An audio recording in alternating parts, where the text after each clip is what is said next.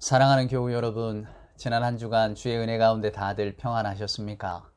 어느덧 6월의 마지막 주일을 맞게 됐습니다. 날은 무더워도 늘 우리를 향하신 하나님의 은혜 가운데 저희가 또 한 주간 강건함으로 감사함으로 살았음을 고백합니다. 그 하나님의 크고 놀라우신 사랑과 은혜, 그리고 하나님의 자비와 인자하심에 기대어서 오늘 함께 우리 예배할 때에 예배 중에 주시는 하나님의 은총이 저와 여러분의 마음 가운데 큰 평강으로 찾아들기를 소원합니다. 이제 우리 다 함께 경배 찬송 621장 찬양하라 내 영혼아 부르시면서 하나님께 복된 예배를 함께 드리도록 하겠습니다. 찬양하라 내 영혼아, 찬양하라 내 영혼아, 온 마음과 정성 다하여 주 찬양하라. 경배하라 내 영혼아, 경배하라 내 영혼아, 온 마음과 정성 다하여 주 경배하라.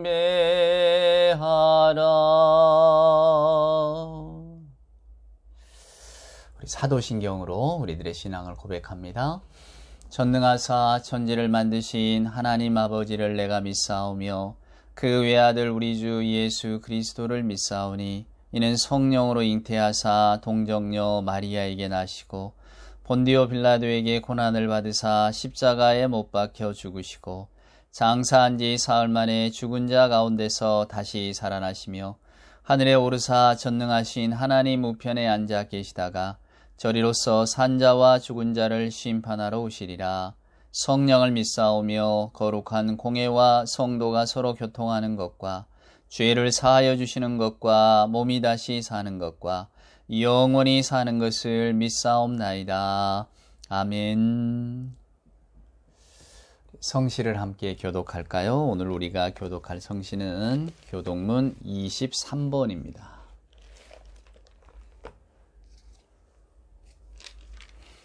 교독문 23번 시편 43편에 기록된 말씀. 하나님이여 나를 판단하시되 경건하지 아니한 나라에 대하여 내 송사를 변호하시며 간사하고 불의한 자에게서 나를 건지소서. 주는 나의 힘이 되신 하나님이시거늘 어찌하여 나를 버리셨나이까.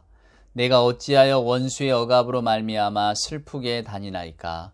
주의 빛과 주의 진리를 보내시어 나를 인도하시고 주의 거룩한 산과 주께서 계시는 곳에 이르게 하소서.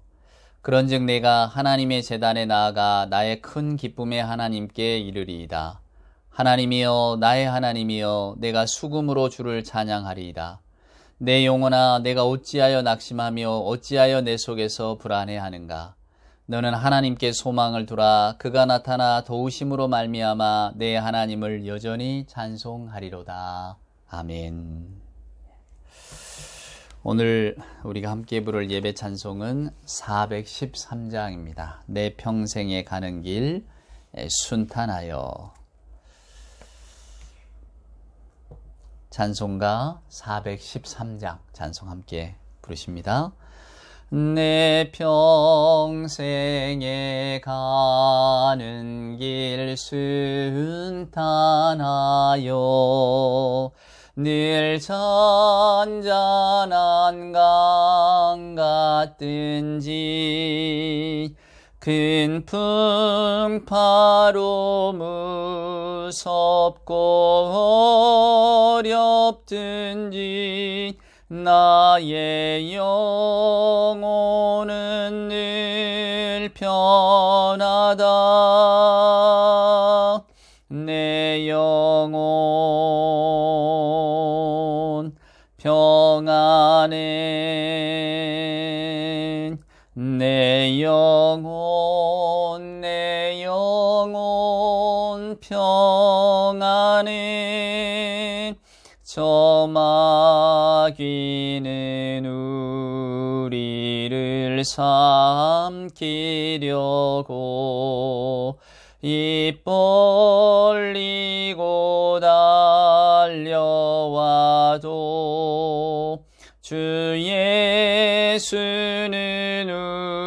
우리의 대장 되니 끝내 싸워서 이기리라. 내 영혼 평안해. 내 영혼 평안해.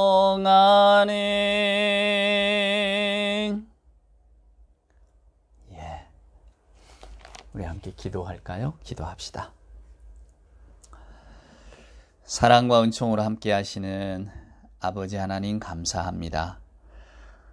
여호와를 경외하는 너희는 여호와를 의지하라. 그는 너의 도움이시고 너희 방패시로다. 아버지 하나님, 이렇게 말씀해 주시니 참 감사합니다.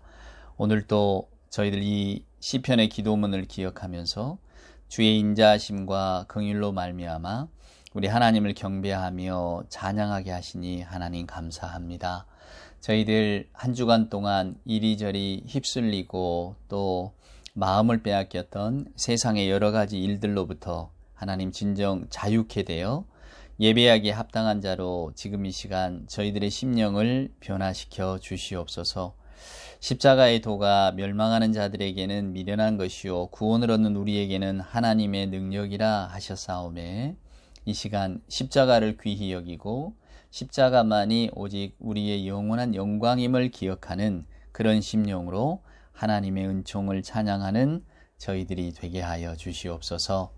지난 한 주간 저희들의 삶을 돌아볼 때에 하나님 앞에 서기에 부끄러움이 참 많습니다.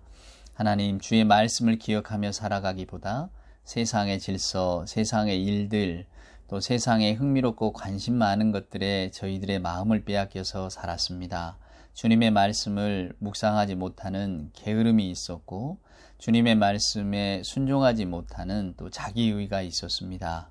아버지 하나님, 어린아이와 같이 기쁠 때나 어려울 때나 주를 찾는 자가 되지 않고 항상 꾸준하며 지속적으로 하나님을 찾으며 흔들림 없이 쫓아가는 신앙인이 되어야 될 터인데 저희들 그러하지 못했습니다. 마치 바람에 나는 겨와 같이 흔들리며 살았습니다. 늘 연약하며 넘어지기 쉬운 저희들, 그러나 이 시간 주님의 사랑에 의지하여 또 이렇게 주의 전에 고개 숙이며 예배케 하신 것 하나님 감사합니다. 혈루병 앓는 여인과 같이 우리를 불쌍히 여기시사 연약하고 넘어지고 또 때로는 불신앙에 흔들려도 하나님 저희들 그 주님의 사랑으로 붙들어 주시고 오늘 이 시간 주님의 사랑으로 힘없는 그런 복된 시간이 되게 하여 주시옵소서. 늘 주님만이 나의 소망이라고 고백해 하시는 하나님, 오늘 저희들의 마음 가운데 다 말 못할 슬픔과 아픔이 있습니다. 두려움이 있습니다. 불안이 있습니다. 세상을 어찌 살아가야 될까 염려도 많습니다. 우리가 바라고 소망하는 것들이 이루어지지 않을까봐 또 염려하고 근심하는 일들이 있습니다. 하나님, 그 일들 가운데 우리 하나님을 잊지 않는 저희들이 되게 하여 주시옵소서. 오늘 이 시간 고개 숙이고 예배하는 심령들마다 하나님만이 오직 나의 방패이시오 나의 도움이시라는 생각을 항상 머릿속에 품게 하시고 세상에 어떤 일을 맞닥뜨릴지라도 늘 주의 은혜를 기억하며 주께 기도하고 주의 이름을 부르는 우리 모두가 되게 하여 주시옵소서. 육신의 연약함으로 인하여 고통받는 형제 자매들 주여 치유하여 주시고 붙들어 주시옵소서. 그의 마음들이 나락으로 떨어지지 않도록 하나님 꼭 붙들어 주시고 나올 수 있다는 소망 가운데 살아갈 수 있도록 주님께서 베풀어 주신 이 아름답고 복된 세상 가운데 다시금 힘을 얻어 일어설 수 있다는 확신을 주시고 그 믿음 가운데 살게 하여 주시옵소서. 여러 가지 세상 일로 실패하고 좌절한 이들 하나님 그 마음에 어두움이 끼어들지 않도록 항상 지켜주시고 깊은 밤이 지나면 반드시 밝은 새벽이 온다는 사실을 기억하면서 오늘도 주의 이름을 부르는 자들 되게 하여 주옵소서. 저희들의 마음의 생각과 소망을 주께서 아십니다. 선하게 이루어 주시고 무엇보다도 주와 함께 동행하는 삶이 기쁨 넘치는 삶임을 항상 기억하며 살아가는 우리 모두가 되게 하여 주시옵소서. 오늘도 주의 말씀을 사모합니다. 3년 가뭄에 큰 비를 기다린 것 같이 사모하는 저 심령들 가운데 주님의 말씀의 씨앗이 잘 떨어져서 그 씨앗 붙들고 또한 희망 가운데 살아가는 우리 모두가 되게 하여 주옵소서. 주께서 이 모든 예배의 시간을 주관하여 주실 줄 믿사옵고 예수님의 귀하신 이름으로 기도드리옵나이다. 아멘. 오늘 우리가 함께 묵상할 하나님의 말씀은 시편 25편에 있는 말씀입니다. 하나님의 용서와 인도를 구하는 기도라고 하는 부제가 달려 있는데 역시 다윗의 시편이라고 알려진 시입니다. 22절까지 있습니다. 길어서 전 부분을 다 살피지는 못하겠지만 제가 몇 구절을 함께 읽으면서 여러분께 이 시편의 기도에 대한 이야기를 나누어 드리도록 하겠습니다. 자, 25편 1절입니다. 여호와여 나의 영혼이 주를 우러러 보나이다. 나의 하나님이여 내가 주께 의지하여 싸우니 나를 부끄럽지 않게 하시고 나의 원수들이 나를 이겨 개가를 부르지 못하게 하소서. 주를 바라는 자들은 수치를 당하지 아니하려니와 까닭없이 속이는 자들은 수치를 당하리이다. 여호와여 주의 도를 내게 보이시고 주의 길을 내게 가르치소서. 주의 진리로 나를 지도하시고 교훈하소서. 주는 내 구원의 하나님이시니 내가 종일 주를 기다리나이다.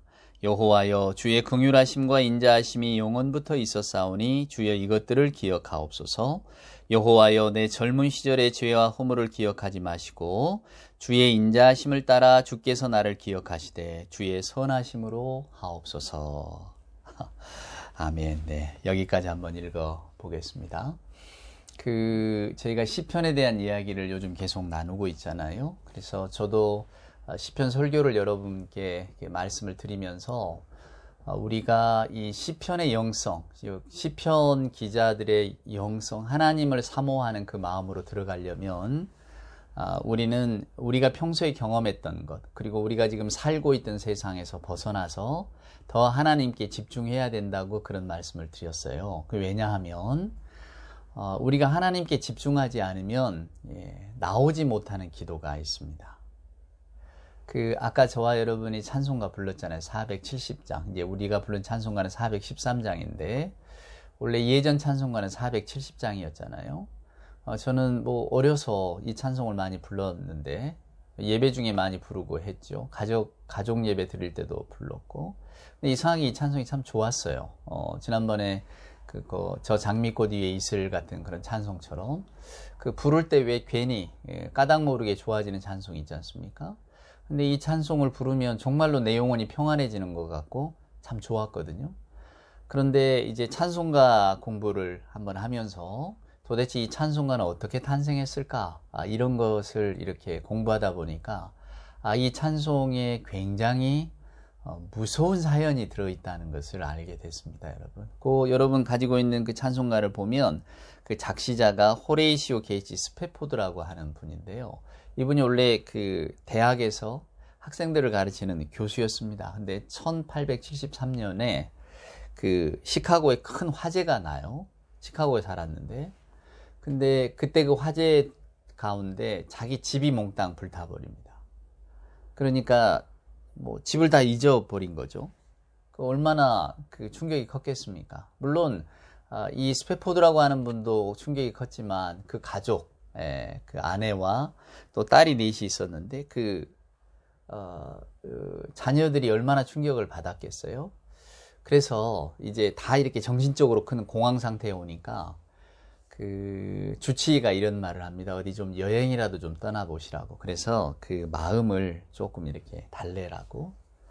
그래서 여행을 떠나기로 했어요. 그런데 누군가는 뒷수습을 해야 되잖아요.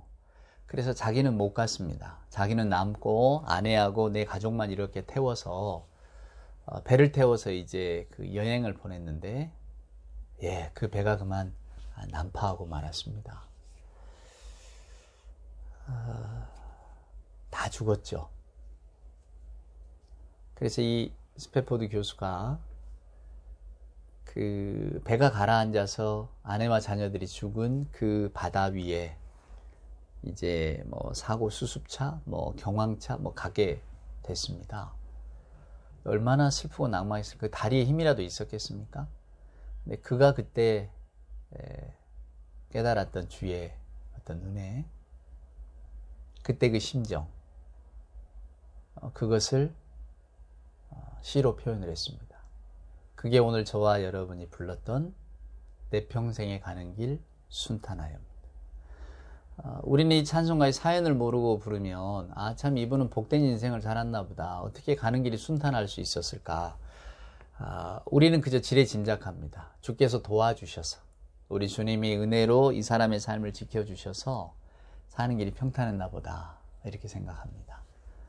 근데 여러분과 제가 뭐 다 알고 또 느끼다시피, 그리고 인생을 이렇게 길게 살아온 분들이면 누구나 다 공감하시겠지만 평탄한 인생은 없습니다. 여러분, 평탄하고 좋은 인생 없어요. 왜냐하면 우리는 늘 소망하는 것을 다 이루지 못하기 때문입니다. 그래서 어떤 분은 자기가 소망하는 것을 이루어서 그냥 뭐 다 가진 것 같고, 그리고 우리가 볼 때에는 아, 저 사람 참 유복한 인생을 살았다, 이렇게 생각하지만은 그럼 그 사람의 인생이 순탄하고 평탄했느냐? 그것은 아니라고 하는 겁니다. 제가 뭐 얼마 전에 지금은 작고 있습니다만은 한 철학자의 글을 읽었는데요. 네, 그분의 글을 읽으면서 무릎을 친 적이 있었어요. 그건 뭐냐면 그분이 그 프루스트, 프랑스의 유명한 소설가인 프루스트라고 하는 분의 소설을 아주 깊이 연구한 분이거든요. 잃어버린 시간을 찾아서. 근데 굉장히 책도 방대합니다. 근데 그 프루스트라고 하는 그 분의 인생이 유복했습니다. 부잣집에서 태어나서 평생 그 가난을 모르고 또 일을 모르고, 그래서 그분의 인생을 한마디로 이렇게 요약하면 향유예요. 향, 인생을 누린 겁니다. 저나 여러분도 그런 소망이 있잖아요. 일 안 하고 살면 얼마나 좋을까. 요즘 뭐 젊은 아이들 소망이 그렇다면서요. 뭐 40 되기 전에 은퇴해서, 그러니까 40 되기 전에 평생 자기가 쓸 돈을 다 번 다음에 그 이후로부터는 여유롭게 살겠다, 향유하겠다는 것 아닙니까? 근데 이 프루스트는 자기가 돈을 벌 필요도 없었어요. 유복한 집안에서 태어나서 그냥 인생을 그냥 향유하고 산 겁니다. 근데 그 프루스트의 소설을 쭉 연구한 분, 그분의 이야기를 들어보면 프루스트가 마지막으로 쓴 소설이 그 잃어버린 시간을 찾아서라는 방대한 소설이거든요. 거기 보면 인생의 회한, 미련이 굉장히 많이 담겨 있다고 해요. 즉 세상과 이별할 수 없는 그런 어떤 화해하지 못하는, 내가 이 세상을 떠나야 되나?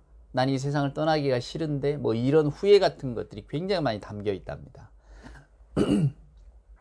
근데 여러분도 잘 아시는 천상병이라고 하는 우리나라 시인이 있잖아요. 귀천이라고 하는 시로 유명해진 분인데, 이분이 동백님 사건이라, 원래 그 서울대 경제학과를 나와서 산업은행도 다니고 그 수재였죠. 잘 살던 분인데, 어찌됐건 동백님 사건 60년대에 그게 동베를린 간첩 사건입니다.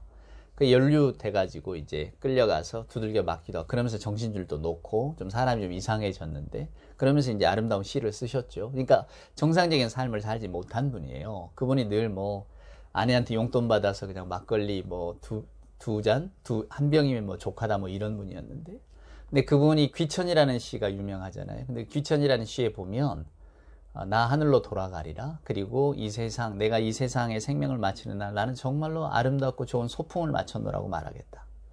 그러니까 이 두 사람의 인생을 비교해 보면, 한 사람은 유복한 인생을 살았지만 마지막에는 너무 회한이 많이 남는 그런 글들을 자기의 글 속에 표현해 놨고, 이분은 어쩌면 인생의 고초를 많이 겪었지만, 천상병이라고 하는 시인은, 그러나 자기가 산 삶은 소풍이었다고, 하나님께 감사한다고, 도처의 시에 그런 게 묻어나거든요. 누가 도대체 잘 살았는가, 어느 인생이 선한 인생인가, 이렇게 묻고 있는데, 저는 시편을 읽을 때마다 그런 생각이 듭니다.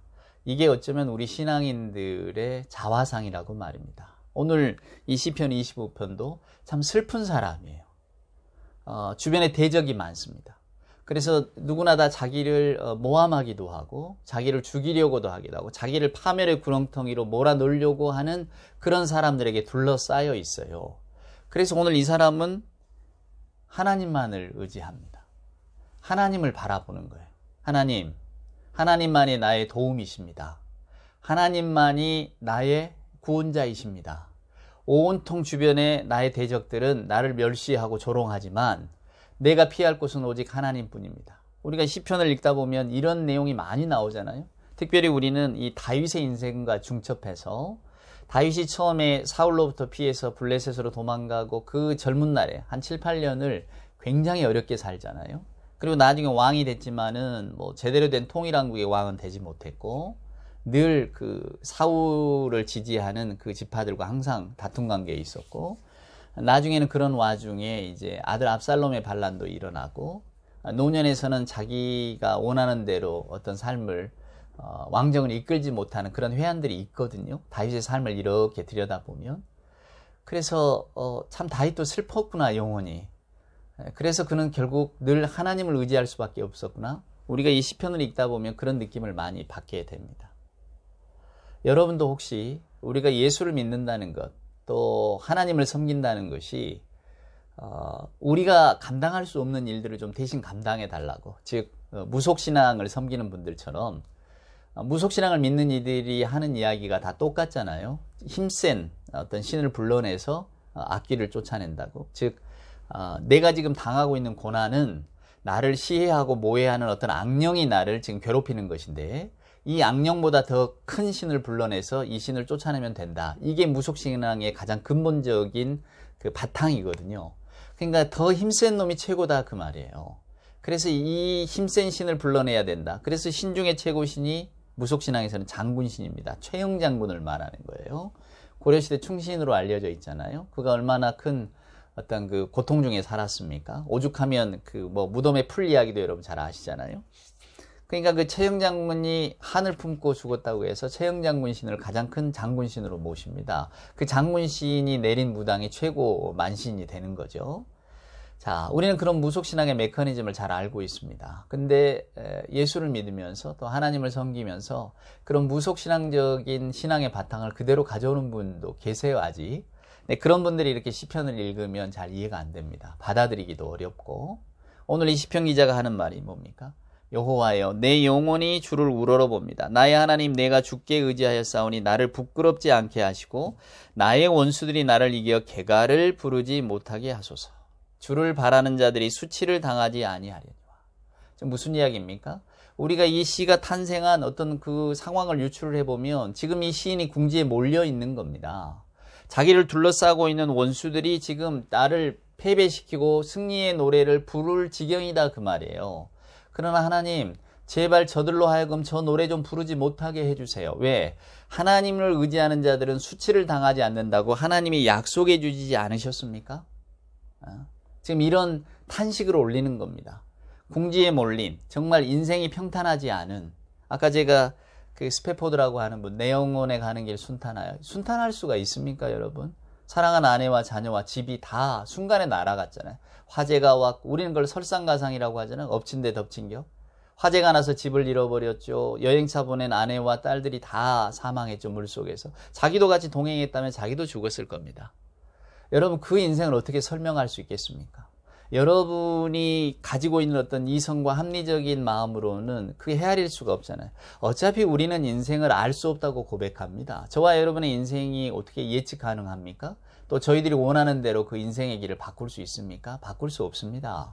그래서 우리는 이 알 수 없는 인생 가운데 고민하는데 그럼에도 불구하고 우리가 착각합니다. 우리의 인생의 길들을 우리는 어느 정도 대비하고 또 우리가 예상하는 대로 흘러갈 수 있도록 힘을 발휘할 수 있을 거라고, 그런 능력이 내게 있을 거라고 생각합니다. 그러나 여러분, 우리 인생은 우리를 가만 놔두지 않잖아요. 그래서 아직도 여전히 아까 말씀드린 뭐 무속신앙이 이런 게 판치는 것 같아. 액을 피하고 내 인생을 좀 평안하게 지켜주기를 바라는 마음 말입니다.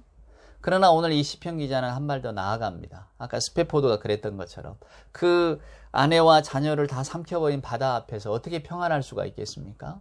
그러나 그는 하나님의 더 큰 세계를 바라보는 겁니다. 여러분, 오해하지 마십시오. 제가 늘 말씀을 드리면서 하나님의 영원한 생명, 하나님의 세계, 하나님이 통치하시는 곳, 영생의 길, 뭐 이런 이야기를 하니까 다 뜬구름 잡기처럼 느끼시잖아요. 왜? 우리가 경험할 수 없는 거니까. 목사의 고민이 거기에 있습니다. 우리가 손으로 잡히지 않는 것을 손으로 잡힐 듯이 설명을 해야 되잖아요. 근데 하나님의 말씀이 그렇거든요. 오늘 이 시편 기자가 뭐라고 고백합니까? 4절에 보면 여호와여 주의 도를 내게 보이시고 주의 길을 내게 가르쳐 주십시오. 주의 진리로 나를 지도하시고 교훈하십시오. 주는 내 교훈의 하나님이시니 내가 종일 기다립니다. 자, 무슨 말입니까? 하나님께서 나를 가르쳐 주시고 나를 교훈하셔야만 내 영혼이 평안할 수 있다는 겁니다. 그 말은 무엇이냐면 하나님을 떠난, 즉 하나님께서 나를 가르치지 아니하시면 내 영혼이 평안할 수 없다는 거예요. 여러분 6절에 보면 주의 긍휼하심과 인자하심이 영원부터 있었사오니 주여 이것을 기억해 주십시오. 즉 우리의 삶은 주님의 긍휼하심과 인자하심에 기대어 있는 삶입니다. 그렇지 않으면 우리는 전부 엉뚱한 길로 갑니다. 허망한 길로 갑니다. 파멸의 길로 갑니다. 이렇게 고백하고 있는 겁니다. 아마 여러분은 내 인생 이만하면 괜찮은데 내가 그냥 이대로 쭉 살면 그만이지 라고 생각하실 겁니다. 아까 제가 설명드렸던 프루스트라고 하는 시인의 삶이 그랬습니다. 인생을 향유하며 살면 됐거든요. 노동하지 않아도 됐습니다. 그에게는 먹고 살 만한 충분한 재산과 좋은 시간들이 있었습니다. 좋은 사람들도 있었죠. 그러나 사람의 영혼은 거기에 만족하지 못합니다. 불안이 엄습합니다. 염려가 옵니다. 왜요? 죄의 결과 사망, 죽음이 있기 때문입니다. 죽음이라고 하는 게 뭡니까? 우리의 모든 것을 파괴하는 무서운 겁니다. 바울이 말한 것처럼 그래서 사망아 너의 쏘는 것이 어디 있느냐? 우리 예수 믿는 분들은 사망을 결코 경하게 여기질 않습니다. 죽음 그까짓 것이야 영원한 생명이신 주님께 패퇴한 죽음인데 내가 그걸 두려워하랴? 우리는 이렇게 신앙 고백을 하고 또 말들을 할지 모릅니다만은 인간의 본질은 그렇지를 못합니다. 저나 여러분이나 모두 다 죽음을 두려워합니다. 우리가 살아가고 우리가 경험했던 이 모든 세계가 한순간에 단절이 되고 사라진다고 생각한다면 그 어두움이나 그 막막함을 어떻게 감당할 수 있겠습니까? 어비스, 심연 아닙니까? 심연? 그 심연, 마치 정말로 캄캄한 어둠 가운데 혼자 떨어지는 것 같은 그런 심연을 우리가 기억할 때에 어찌 두려워하지 않을 수 있단 말입니까? 시편 기자는 그 두려움을 잘 알고 있는 분입니다. 그래서 그는 한 발짝 더 나아갑니다. 내가 하나님께 피합니다. 지금은 하나님께 피하는 이유가 내가 지금 상황이 어려워서 피합니다. 나를 둘러싼 대적들의 힘이 너무 강력합니다. 나는 피할 곳이 없습니다. 내 하나님께 피하렵니다. 오직 하나님만이 나의 구원이십니다. 자, 이렇게 기도를 드립니다. 이렇게 기도를 드리는 과정 가운데 여러분 뭘 깨닫게 됩니까? 우리 7절 보시면 여호와여 내 젊은 시절의 죄와 허물을 기억하지 말아 주십시오. 무슨 이야기입니까? 자기 자신을 다시 돌아보게 됩니다, 여러분. 자기 자신의 삶을 돌아보게 되는 일이 일어나게 되는 겁니다. 놀라운 일 아닙니까? 하나님께 지금 삶이 어려워서 피했는데 그 어려워서 내 주의 이름을 부르다 보니까 내 인생이 돌아봐지는 겁니다. 내 삶이 돌아봐지는 거예요. 그래서 젊은 날에 내 죄와 허물을 하나님 기억하지 말아주세요. 그 말은 뭡니까? 내 젊은 날에 죄와 허물이 많았다는 것 아닙니까? 여러분이 젊은 날에 죄와 허물이 뭘 이야기하겠습니까? 자기 힘으로 자기 뜻대로 인생을 만들어 보고자 했던 모든 것을 이야기합니다. 오늘 저와 여러분이 그런 길을 걷지 않았습니까? 우리가 젊은 날에 남을 난 때린 적이 없습니다. 남의 건 도적질한 적이 없습니다. 그래서 저는 젊은 날에 죄와 허물이 없습니다. 이렇게 말하시렵니까? 그게 아닙니다. 내 의지대로 살려고 했던 그 모든 날들을 생각합니다. 때에 따라서는 남에게 해를 끼치기도 했고 또 남에게 해를 받기도 했고 그러면서도 아주 처절한 몸부림으로 살아보려고 애썼던 그 모든 순간들, 마치 하나님이 없는 것처럼 내 인생은 내가 주인이 돼서 내 인생을 만들어가야 해야 한다고 생각하고 투쟁했던 그 모든 날들을 나는 기억합니다. 그러나 그 날들을 지금 하나님께 돌아와서 하나님께 내 영혼을 바칩니다 라는 마음으로 돌아와서 이제 돌아보게 되니 그 인생의 날들이 주마등처럼 스쳐오면서 하나님, 내가 하나님 앞에 큰 죄악을 저질렀습니다. 이제 이런 고백을 하게 되는 겁니다. 여러분, 기도라는 게 뭡니까? 기도라고 하는 것이 우리가 골방에 들어가서 시간을 정해놓고 꼭 하는 것만이 기도는 아니잖아요. 저는 그렇게 생각합니다. 사람의 마음에 간절함이 있으면 그냥 길을 걷다가도 중얼중얼 하게 됩니다. 밥을 먹다가도 중얼중얼 하게 되고 무슨 일을 하다가도 중얼중얼 하게 되고 심지어는 잠을 자면서도 중얼중얼 하게 됩니다. 그게 뭡니까? 간절함이 있기 때문이고 저는 그 중얼거림이 기도라고 생각합니다. 만약에 저도 최근에 그런 일이 있습니다만은 우리 주변에 우리가 사랑하는 사람 가운데 누가 병약하고 아픈 분이 있다면 그냥 우리는 뭐 골방에서 그분을 위해서 한 30분 기도해야지 아마 이렇게는 쉽지 않을 겁니다. 그리고 오히려 그렇게 기도하는 것, 시간을 정해놓고 기도한다는 것은 그 시간이 지나면 잊어버리겠다는 겁니까, 여러분? 예, 그런 측면이 없잖아 있죠. 근데 우리는 뭔가 간절해지면 길을 걷다가도 혹은 뭐 어떤 사물을 대하다가도 또 어떤 글을 읽다가도 저와 여러분이 뭐 누구와 대화를 하다가도 문득 그분이 생각이 나고 그런 게 생각이 나서 중얼중얼하지 않습니까? 주여 그분을 건강케 해주십시오. 꼭 지켜주세요. 저는 그것이 가장 간절한 기도라고 생각합니다. 여러분도 아마 그러실 겁니다. 문득문득 만약에 여러분의 사랑하는 누가 아파 있다면 그냥 걸어가면서라도 하나님 좀 구해주세요. 하나님 좀 지켜주세요. 하나님 건강 회복해 주세요. 그러지 않습니까? 아주 짧은 말. 하지만 그 안에 가장 진실함이 담겨져 있잖아요. 맞습니다. 우리의 가장 간절할 때에 우리는 기도하게 됩니다. 그것이 중얼거림이다 할지라도 말입니다. 그래서 기도는 실은 배울 필요는 없어요. 하나님 내가 어떻게 기도해야 됩니까? 배울 필요 없습니다. 이 시편을 줄줄줄 암송한다고 기도를 잘합니까? 그러지 않습니다. 기도는 간절하면 나오는 겁니다. 실은 만약에 기도하는 법을 누가 가르쳐 달라고 한다면 저는 이 방법을 가르쳐 드리고 싶어요. 간절하면 나오는 것 아닙니까? 이게 다 기도라고 말입니다. 중얼중얼하는. 오늘 이 시편 기자는 하나님 앞에 엎드립니다. 물론 그의 상황이 그를 그렇게 만들었을지도 모릅니다. 주변의 상황이 하도 힘드니까, 주변에 자기의 대적이 많으니까, 내가 꼭 죽을 것만 같으니까 하나님의 이름을 부릅니다. 하나님 나는 피할 곳이 하나님밖에 없습니다. 그러고 피했더니 자기 입에서 저절로 나오는 겁니다. 하나님 주의 길을 가르쳐 주세요. 하나님의 긍휼과 인자하심으로 저를 살펴주세요. 제가 이런 기도를 또 하나님 앞에 이렇게 영혼을 맡기고 엎드리다 보니까 제 젊은 날의 죄들이 생각이 납니다. 무슨 말입니까? 누가 말하지 않아도 스스로 하나님 앞에 자기의 허물을 고백하게 되는 그런 사람이 되어지는 겁니다, 여러분. 그것이 기도 아닙니까? 오늘 이 시편 기자는 지금 그 노래를 하고 있습니다. 자기 인생이 평탄하게 해달라고 하는 것 아닙니다. 자기 인생이 좀 더 나아지게 해달라고 하는 것 아닙니다. 당장은 무서워서, 당장은 너무 이 어려움을 피하기가 힘들어서 하나님께 간절하게 기도를 올리고 있지만 그러나 그 기도의 내용이 점점 바뀌게 되는 것을 느끼는 겁니다. 어떻게 바뀝니까? 자기 젊은 날의 일들이 생각이 나는 겁니다. 청년의 때입니다. 이 젊은 날. 소시적 젊은 날이에요. 근데 이 젊은 날의 일들이 생각이 나면서 하나님 앞에 자기의 삶을 이제 드리게 되는 겁니다. 그래서 계속 이어지는 시편을 보세요. 여호와는 8절입니다. 선하고 정직하시니 그러므로 그의 도로 죄인들을 교훈하시리로다. 온유한 자를 정의로 지도하시며 온유한 자에게 그의 도를 가르치시로다. 여러분이 온유하다는 게 그냥 사람을 누구나 따뜻하게 대하는 뜻이 아니라고 제가 말씀을 드렸잖아요. 성경을 읽어보면 온유함의 가장 높은 자, 가장 승한 자가 모세라고 말합니다. 모세는 뭐 젊은 날에 혈기도 있었고 애국 공무원도 막 때려 죽이고 그러잖아요. 동족을 괴롭히니까. 그래서 온유하다는 말은 그냥 천성이 선하다, 유순하다 이런 뜻이 아니고 성경이 말하는 온유하다는 것은 하나님의 말씀에 복종하는 것을 뜻합니다. 즉 하나님이 지도하시는 대로 따라가는 사람이에요. 내가 내 의지를 내세우는 게 아니라 하나님의 말씀에 나는 복종합니다. 철저히 순복하는 자가 온유한 자라는 겁니다. 그래서 가끔 여러분 자녀 이름을 온유라고 짓는 분들이 있으시죠? 아주 복된 이름입니다.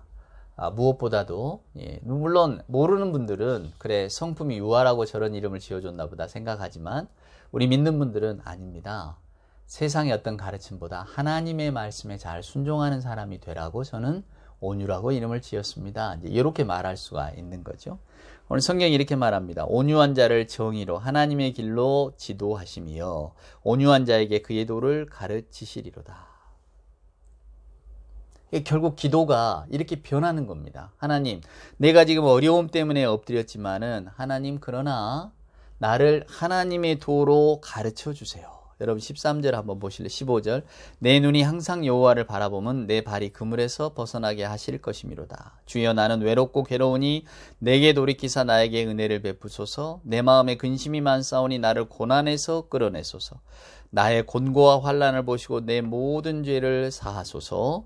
내 원수를 보소서. 그들의 수가 많고 나를 심히 미워하나이다. 내 영혼을 지켜 나를 구원하소서. 내가 죽게 피하오니 수치를 당하지 않게 하소서. 내가 주를 바라오니 성실과 정직으로 나를 보호하소서.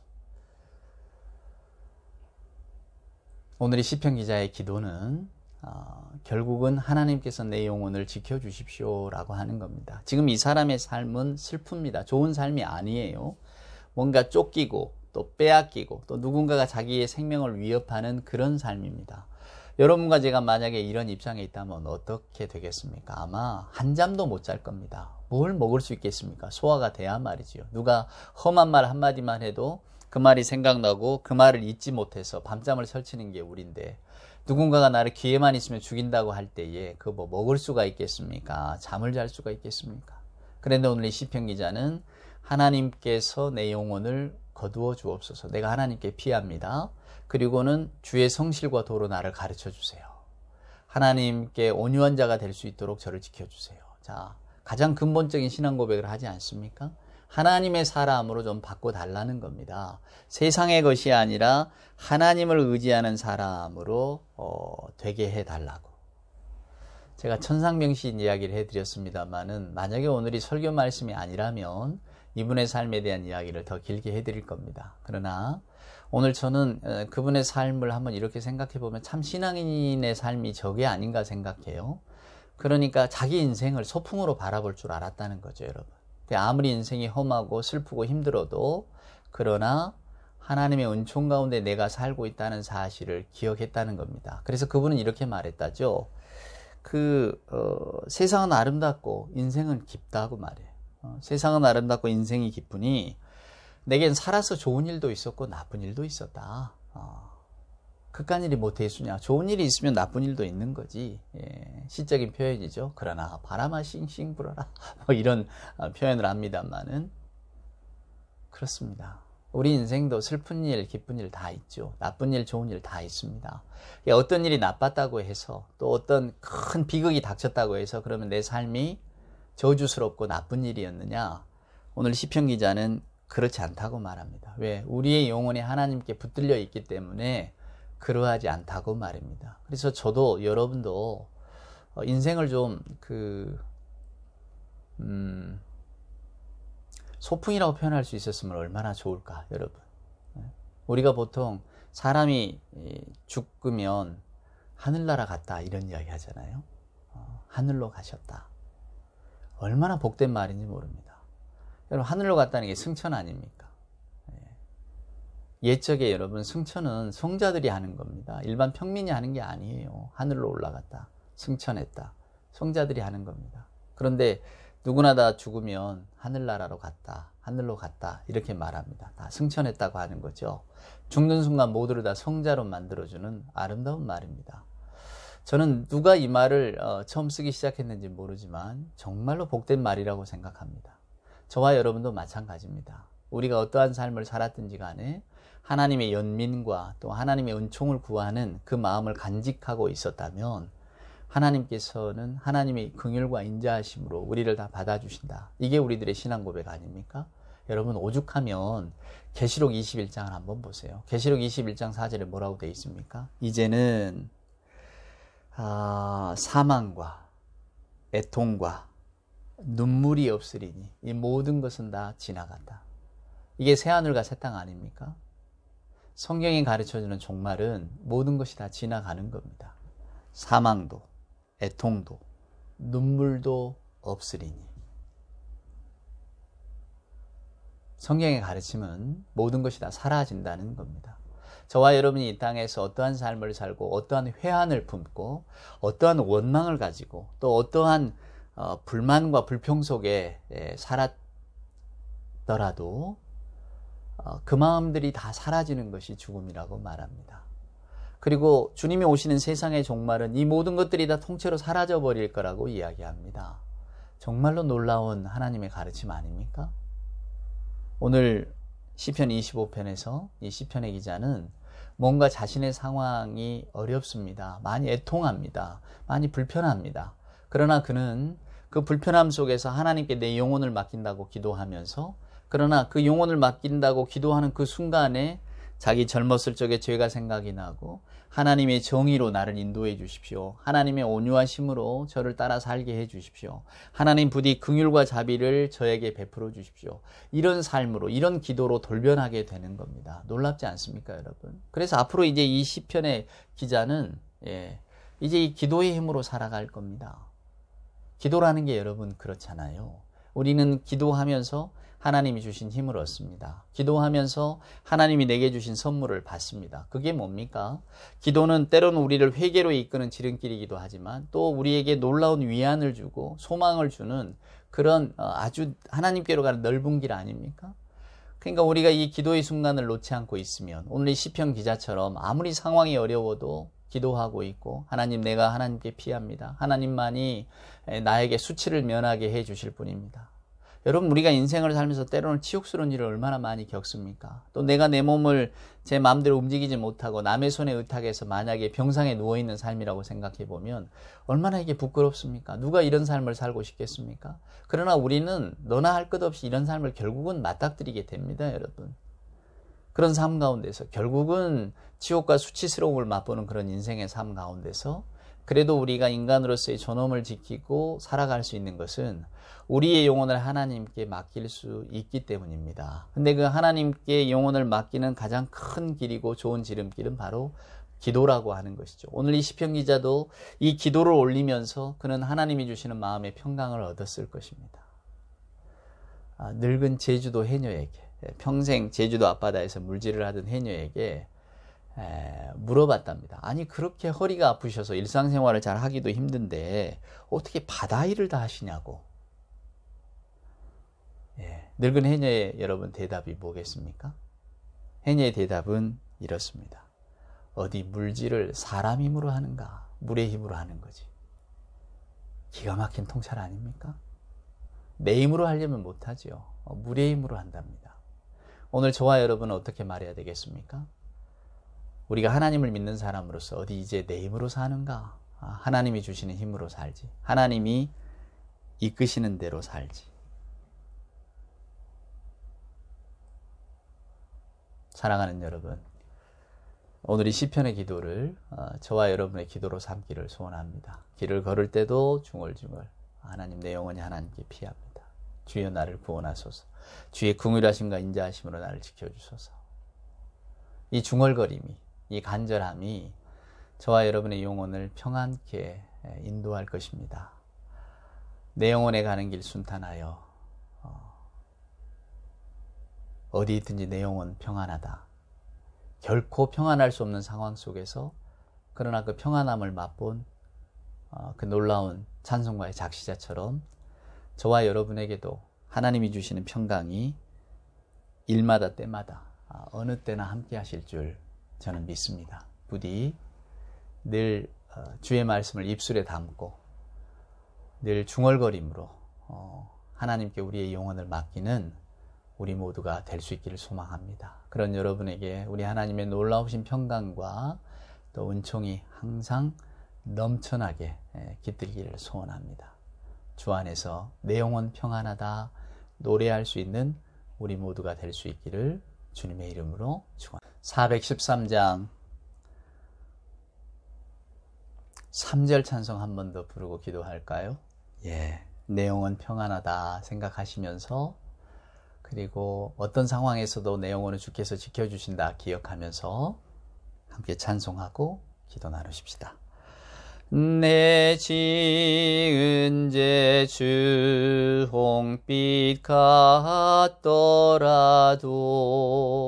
주 예수께 달되면 그 십자가 피로써 다시 스사 흰 눈보다 더 정하리라. 내 영혼 평안해. 내 영혼 평안해. 영혼의 평안을 기원합니다. 우리 기도합시다. 이제는 우리 구주 예수 그리스도 크신 은혜와 우리 아버지 하나님 만극하신 사랑하심과 자비하신 성령님의 함께하심이 어떠한 상황 속에서도 우리 영혼을 평안케 하시는 우리 하나님의 은총을 찬송하며 기도하며 주의 은혜에 덧입어 살기를 소원하는 우리 예배하는 모든 교우들 머리 위에와 저들의 형편과 처지 위에 간절한 기도의 제목 위에 주님 사랑하시는 복된 교회 위에 이제로부터 영원 무궁토록 함께하여 주옵기를 간절히 축원하옵나이다. 아멘.